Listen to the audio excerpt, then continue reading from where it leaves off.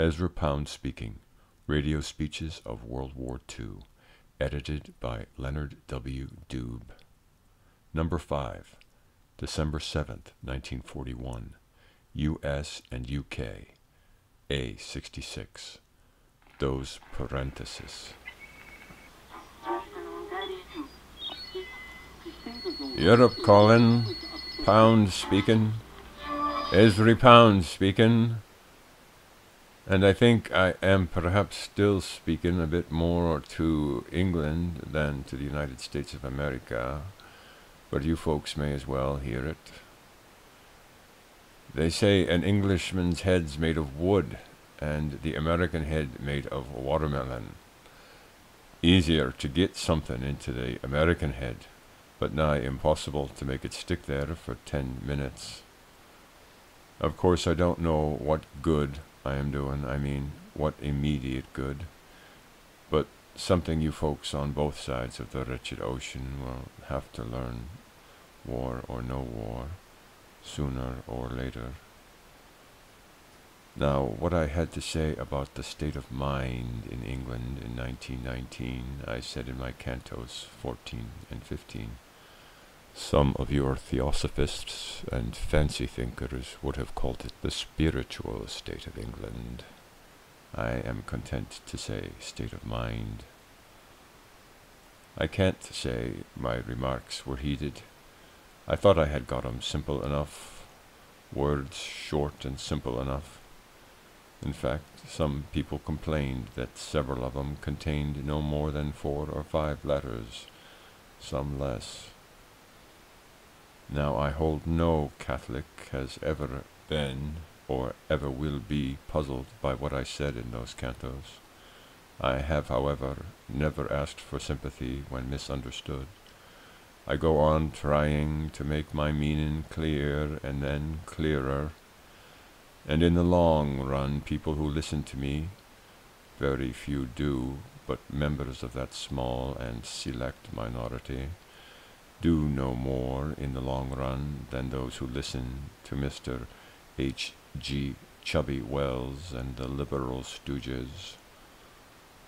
What I am getting at is, a friend said to me the other day that he was glad I had the politics I have got, but that he didn't understand how I, as a North American United Stateser, could have it.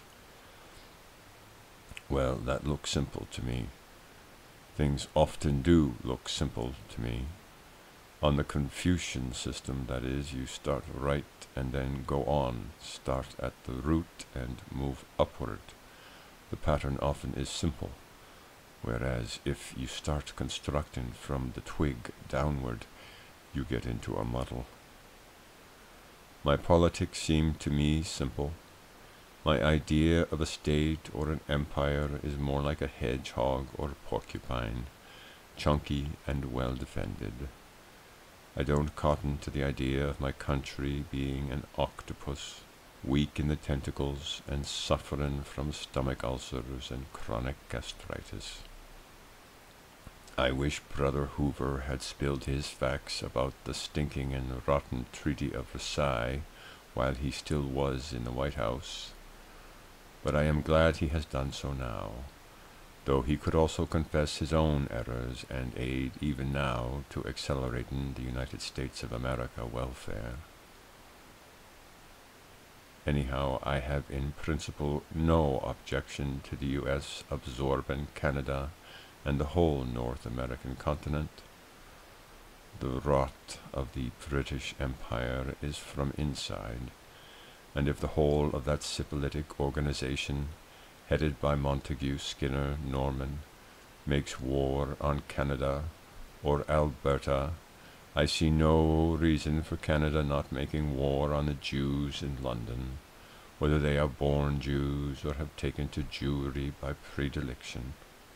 What I am ready to fight against is having ex-European Jews making another peace worse than Versailles, with a new 24 Danzigs, namely the United States being left with war baby bases in Aberdeen, Singapore, Dakar, South Africa, and the Indian Ocean. all dragging the tail of their coat, and making dead mathematically sure of another war for DuPont, Vickers, Mund, Melchett, Beit, Ellerman, in 10 or 15 years after the present war. And to that end, Roosevelt, Morgenthau, Lehman are working day and night, not to mention the Warburgs.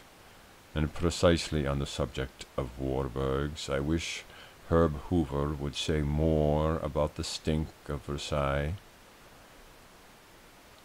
God knows I have loathed Woody Wilson, and I don't want to see more evil done to humanity than was done by Woodrow Codface. And the sooner all America and all England wake up to what the Warburgs and Roosevelt are up to, the better for the next generation, and this one. And as an American, I do not want to see my country annihilating the population of Iceland, as the British annihilated the Maoris. And as for the Australians, they deserve a Nippo-Chinese invasion. Criminals were their granddads, and their contribution to civilization is not such as to merit even a Jewish medal. Why the heck the Chinese and Japs don't combine and derive that dirt out of Australia and set up a bit of civilization in those parts is for me part of the mystery of the Orient. And in any case, I do not want my compatriots from the ages of 20 to 40 to go get slaughtered to keep up the Sassoon and other British Jew rackets in Singapore and in Shanghai. That is not my idea of American patriotism. We are getting on for the centenary of the Opium War. That never did any good to the lads of Lancashire or of Sussex, and that brought no prosperity in Dorset or Gloucester. Hardy's England, aye, sir, where is it? Did Rothschild save it?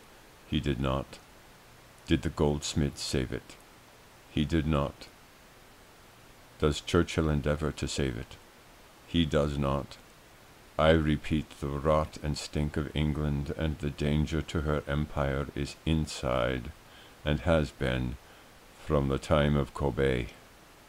And no number of rabbis and bank touts in Wall Street and in Washington can do one damn thing for England save let her alone.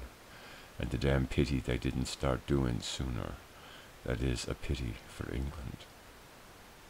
And a peace with American war bases all over the whole of the planet would be no more a real peace than Versailles was.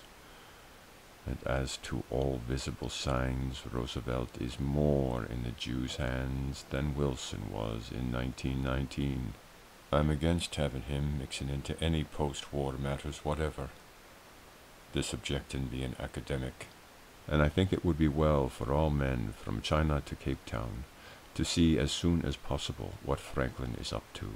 Let him keep his paws on the North American continent, even if it means diminished gun sales for all his pals and for all gold bugs. 8 years ago he was saying, "Nothing to fear but fear." Well, what has become of that, Roosevelt? What has he done for 3 years but tried to work up a hysteria on that basis? He got his face into a paper called Life, 8 or 10 photographs. Jim Farley would have been less nuisance in the White House than Snob Delano, who objected to Farley not on moral or ethical grounds, but purely as snobism, didn't want a mere henchman to succeed him. And as to American labor, when will American labor start looking into the currency question? Quote, question, unquote. Of course there ought not to be any interrogative element in it. Even a hod carrier ought to be able to learn why interest paying debt is not so good a basis for money as is productive labor. But will they? Will the American hod carrier and skilled engineer, including Mr. Hoover, ever get round to the currency issue? I call it issue, not question. And will the American big employer or financier, except Baruch, ever start studying the solution of his problem, which is a corporate solution, in the sense of that word now current in Europe?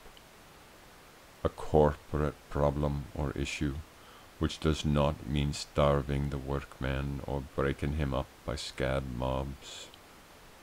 Lord knows I don't see how America can have fascism without years of previous training. Looks to me even now as if the currency problem was the place to start saving America.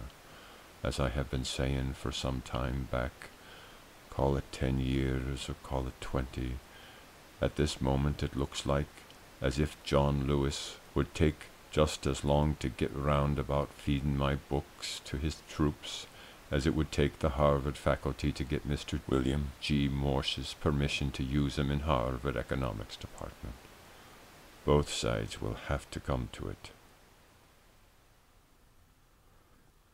End of number 5. Those parentheses. Ezra Pound speaking.